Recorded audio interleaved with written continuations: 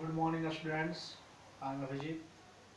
Going to teach you bio. The first lesson, life process. We have discussed about the life process and different kinds of life process like nutrition, respiration, transportation, excretion, and many other life process. Today we will discuss the first life process, that is nutrition. Today's topic is nutrition. आज हम लोग nutrition की चर्चा करेंगे. Nutrition क्या है? तो कोई भी ऑर्गेनिज्म को भोजन की जरूरत होती है और हर ऑर्गेनिज्म अपना भोजन अलग अलग तरीकों से पाता है.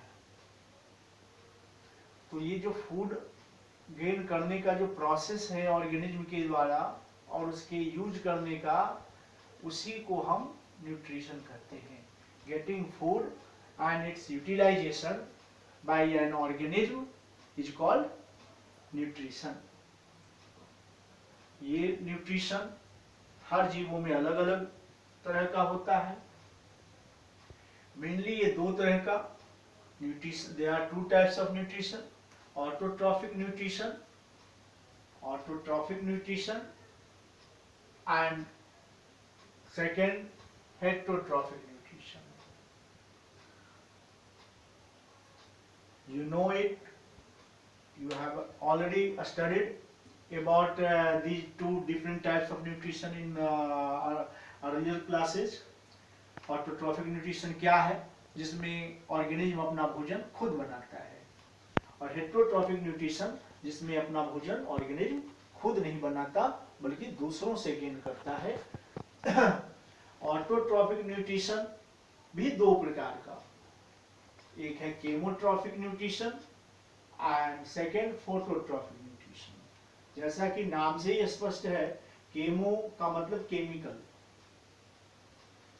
ऐसा ऑटोट्रॉफिक न्यूट्रिशन जिसमें कि कोई ऑर्गेनिज्म अपना भोजन केमिकल एनर्जी को यूज करके बनाता है. The mode of nutrition in which an organism prepare its food by using chemical energy.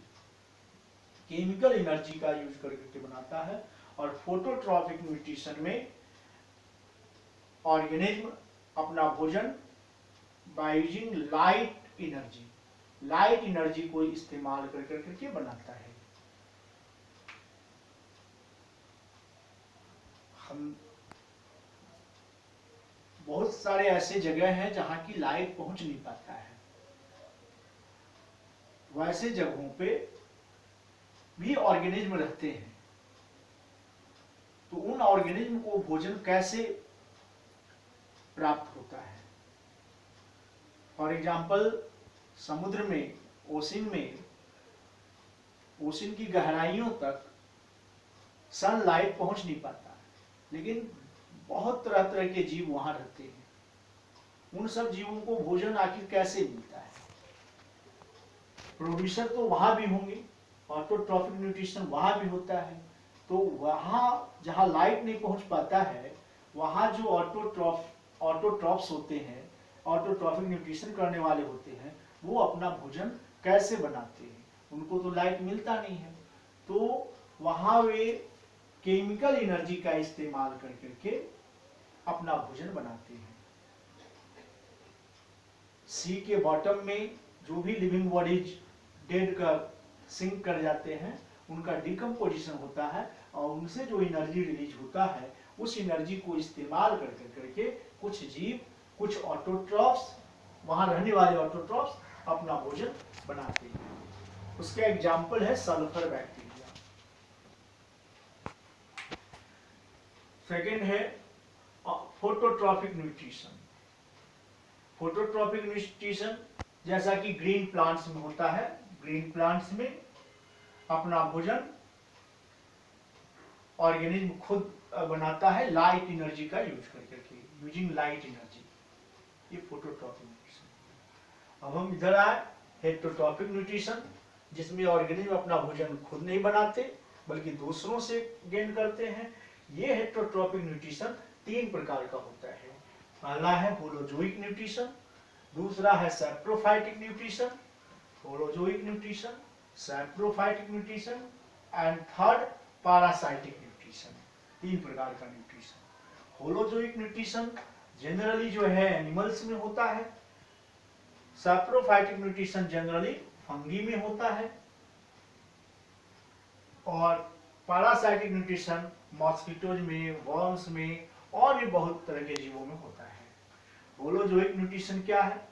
इसमें कोई भी ऑर्गेनिज्म अपना भोजन दूसरे जीवों से गेन करता है बाय किलिंग। इसका important characteristic, by killing other organism, दूसरे जीवों को मारकर भोजन लेता है।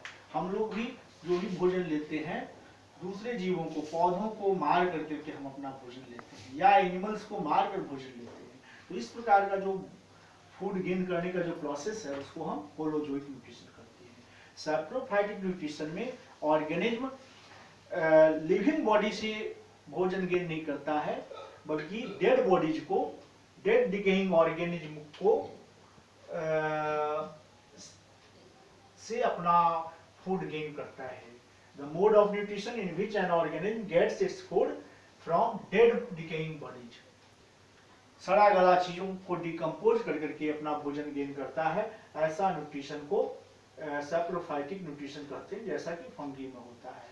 पैरासाइटिक ऑर्गेनिक न्यूट्रिशन ये डेड बॉडी से नहीं बल्कि लिविंग बॉडी से गेन करता है, but it sucks its food. इसका सबसे बड़ी विशेषता है ये अपना भोजन दूसरे ऑर्गेनिज्म से सक करता है, चूसने का काम करता है, विदाउट किलिंग देम, बिना मारे हुए। होलोजोइक में जहां मार कर भोजन गेन करता है, पैरासाइटिक में बिना मारे, विदाउट किलिंग देम, बिना मारे जो है भोजन गेन करता है। इस प्रकार ये तीन प्रकार की न्यूट्रिशन हेटेरोट्रॉफिक न्यूट्रिशन हुआ, और इन तीनों में कुछ कुछ डिफरेंसेज है। अब हम थोड़ा इन तीनों में क्या इस पर थोड़ा विचार करेंगे।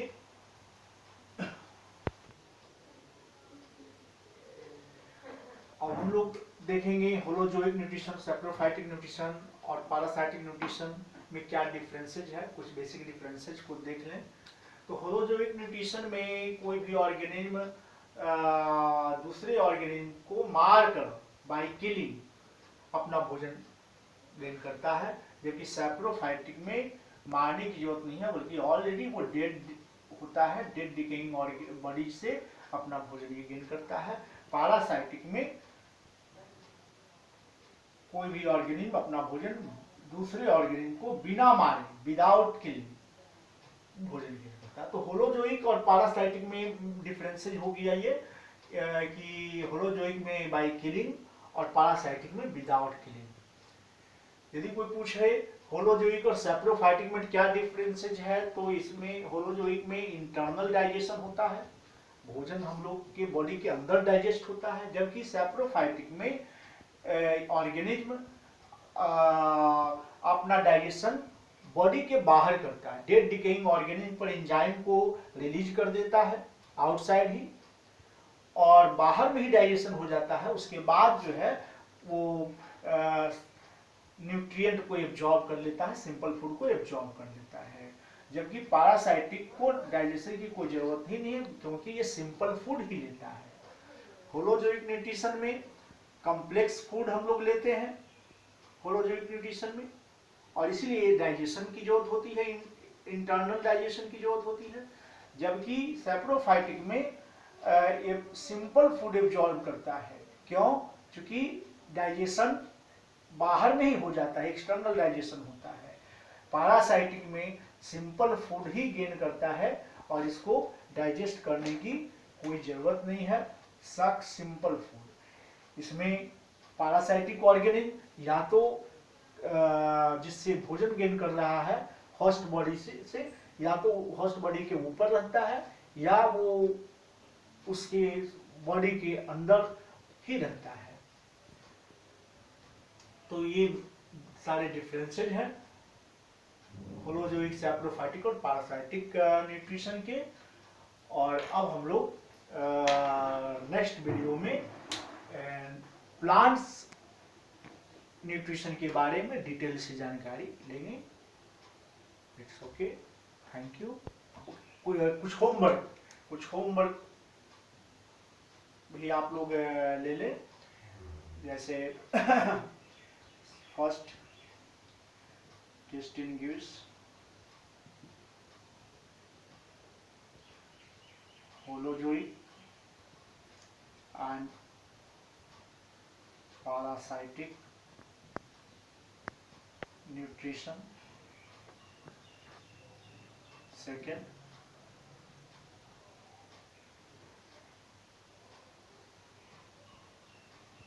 distinguish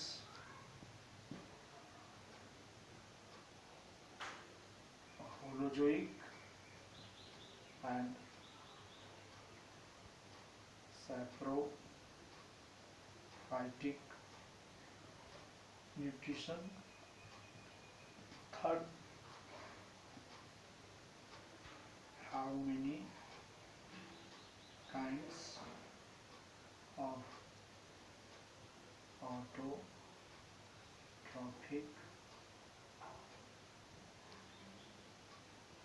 nutrition? Give one example of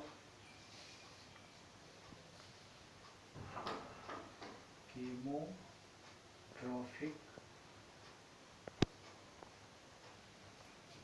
organism. Chemotrophic organism, that is chemotrophs. एक बात ध्यान रखिए, होलोजोइक ये ऑटोट्रॉफिक न्यूट्रिशन जिस ऑर्गेनिज्म होता है उसको ऑटोट्रॉफ्स कहते हैं, यानी ग्रीन प्लांट्स ऑटोट्रॉफ्स कहलाएंगे। जिसमें केमोट्रॉफिक न्यूट्रिशन होता है उसको केमोट्रॉफ्स कहेंगे। जिसमें होलोजोइक न्यूट्रिशन होता है उसको होलोजोइक कहेंगे। जिसमें सैप्रोफाइटिक न्यूट्रिशन होता है उसको हम सैप्रोफाइट्स कहेंगे, जैसे फंगी। और जिसमें पैरासाइटिक न्यूट्रिशन होता है उसको हम पैरासाइट्स कहते हैं। It's okay. नेक्स्ट डे हम लोग न्यूट्रिशन इन प्लांट्स को डिटेल में डिस्कस करेंगे नेक्स्ट वीडियो में।